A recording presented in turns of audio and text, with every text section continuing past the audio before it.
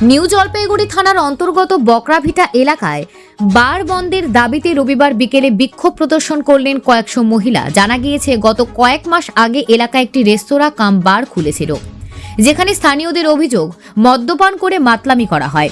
এই কারণে এলাকায় অশান্তি তৈরি হচ্ছিল এবং স্থানীয়রা বার বন্ধ করার জন্য আন্দোলনে নামেন। বিক্ষোভের খবর পেয়ে নিউ জলপাইগুড়ি থানার পুলিশ ঘটনাস্থলে পৌঁছায় এবং পরিস্থিতি শান্ত করে। সমস্যার সমাধানের জন্য রেস্তোরাঁ মালিক এবং স্থানীয় প্রতিনিধিদের থানায় ডেকে পাঠানো হয়। রেস্তোরাঁ মালিক জানিয়েছেন, তাদের ব্যবসা সরকারি লাইসেন্সের অধীনে চলছে এবং সবকিছু আইনভাবে চলছে। এছাড়াও মহিলা এবং স্থানীয় বাসিন্দারা আশ্বস্ত হয়েছেন যে প্রশাসন দ্রুত সমস্যার সমাধান করবে। Bureau report, news prime Times. আমার নাম অমৃত তরফদার। এখানে একটা আপনি রেস্টুরেন্ট কম বার ওপেনিং করেছে। হ্যাঁ, তো এলাকার লোকের অসুবিধা হচ্ছে যে এই এলাকার মধ্যে খোলা হবে। আচ্ছা, আজকে আমি এমনি এই দোকানের সামনে এসেছিলাম, তখন দেখলাম যে সবাই এসে এখানে ভিতরে ঢুকেছে। তো আমি ওদের অবজেকশনটা শুনলাম। তো আমার কাছে ওদের দাবিটা হচ্ছে যে এটা কন্টিনিউ না করা। তো আমি তাই বলেছি যে জিনিসটা এখন বন্ধ রাখা।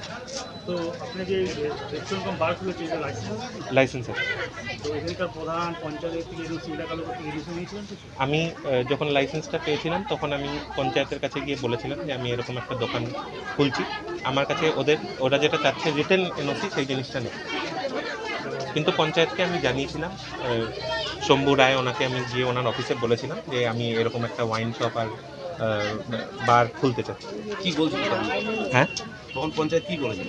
তখন পঞ্চায়েত আমাকে বলেছিল যে আপনারা যখন এটা করবেন তখন আপনাদের কাছ থেকে আমাদেরকে একটা জানিয়ে নেওয়া উচিত, তো যাতে কোনো পরবর্তীতে কোনো ঝামেলা না হয়। হ্যাঁ, এটা সত্যি কথা, আমি সব লোকের কাছে তো এখন গিয়ে জানাইনি।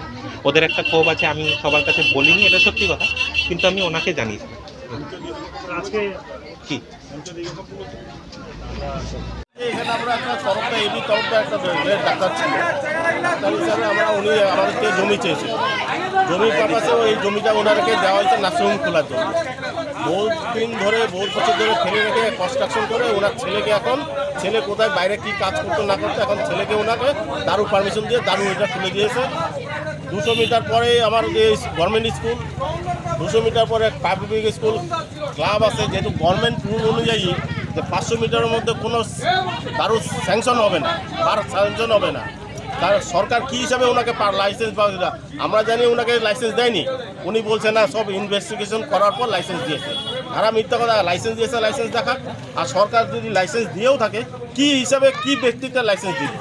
সরকার এতগুলো হাব করছে, এতগুলো মার্কেট কমপ্লেক্স করছে, একটা শিলিগুড়িতে এমন একটা জায়গা দারুণ পারপাসে মার্কেট করে দিক না, কারো আপত্তি থাকবে না। তো আজকে আপনারা কী করছেন? আজকে আমরা ওনাকে জাস্ট একটা ইসে দেওয়া হচ্ছে, আপনি এটা টোটালি বন্ধ করুন, আপনি আপনার লাইসেন্স নিয়ে অন্য জায়গায় চলে যান, যেখানে স্কুল, মন্দির, মসজিদ যেখানে থাকবে না সেখানে চলে যান, ওপেন জায়গা, আমাদের কোনো আপত্তি থাকবে না। আদারওয়াইজ এই জন্য বাবাকে কল করা হচ্ছে, বাবা আসুক, বলুক যে নার্সিংহোম খুলো, আদারওয়াইজ নার্সিংহোম খুলবে না, জমি ছেড়ে দিকে। এটা ওরা তো একদম জলের দামে জমি দেওয়া হয়েছিল। এটা আমাদের পাড়ার নার্সিংহোম, মানে এখানে মানে অন্য কিছু ব্যবসা করতে হবে না, এটা করা যায়, এটাই করা যাবে। উনি এখানে আদার্স কোনো সব খুলো, এলাকার লোকের থেকে এনওসি নিয়েছিল, কারোর থেকে কোনো এনওসি নেয়নি। পঞ্চায়েত থেকে বলছে আমরা এনওসি নিয়েছি, পঞ্চায়েত বলছে এখন কোনো এনওসি পাইনি, প্রধানের এনওসি পাইনি। কীভাবে উনি লাইসেন্স দিল? তাহলে সরকার ওনাকে টোটালি অবৈধভাবে খোলা, অবৈধভাবে, টোটাল অবৈধ। আর টোটাল ব্যাকগ্রাউন্ডে কাজ হচ্ছে, ফ্রন্টে কোনো কিছু নেই। উনি যদি লাইসেন্স পেয়ে থাকে, উনি তো বুক খুলিয়ে কাজ করবে, সামনে শাটার উঠে সামনে ইসে করে করবে। উনি তো ব্যাকগ্রাউন্ড দিয়ে কাজ করছে। এখানেই তো আমাদের কোনো আপত্তি আছে।